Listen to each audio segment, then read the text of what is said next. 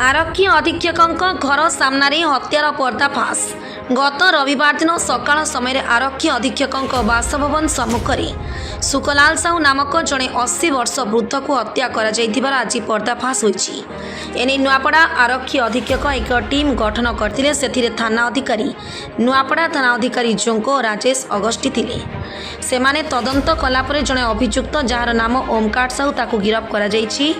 सूत्रर प्रकाश जे हत्याकांड जमी जमाकु नहीं होइथिबा सूचना हत्या आउ केही करिनाही तांको सान भाई पुओ पुतुरा हेबो। विभिन्न समय सान भाई परिवार तांको जमी को जीवा पई बड़ भाई को रास्ता पई जागा टिके देबा को अनुरोध करथिले, हेले बड़ बापा सुनु नथिला। एदरे उत्तक्षिप्त होई सान भाई पुओ ओमकार बड़ बापा को हत्या करथिबा स्वीकार करथिबा आरक्षी अधीक्षक गुंडाला रेड्डी साम्बादिक सम्मेलन रे सूचना दैछथि। हत्या अभियोग रे गिरफ होइथिबा अभियुक्त को पंजीकृत होइथिबा नुआपड़ा केस नंबर 49/25 अनुଯାयी कोर्ट चालान कराजियो बोली मध्य कहिसथि। ଆପଣ ଜାଣିଛନ୍ତି on Sunday ତାରିଖ on 2nd March around 4:10 AM ରେ NH-323 ରେ ଗୋଟେ ମର୍ଡର ହେଇଥିଲା। डिसीज ना अच्छी सुकलाल सर इस संक्रांत रे नुआपड़ा केस नंबर 49/20 का हमें रजिस्टर कर तो तापर हमें इन्वेस्टिगेशन कल्लू कहार इन्वॉल्वमेंट है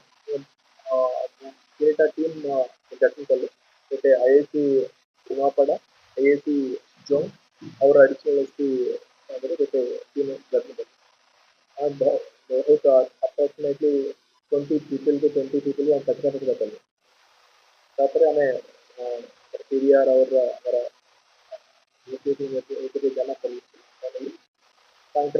डिसीज का भाई छोटा भाई का पुओ ओमकार था तो कन्फ्यूज कर लेता हूँ तो मर्डर करके the basic the dispute like Omkar था तांकरा लैंड the डिसीज में सुकलाल था तांकरा लैंड स्ट्रक्चर है ओमकार था तार लैंड से तारा बड़ा पापा को रिक्वेस्ट कर लेती तांकु रास्ता दे देता सो दैट से लैंड अभी दाम रे बिक्री करता है जंगरा में भी डेसिमल लेक लांका में भी रास्ता दे देते में भी तारा 2 दिन नुआपड़ा जिल्लारू ओम प्रकाश चौधरी रिपोर्ट साई सत्य न्यूज।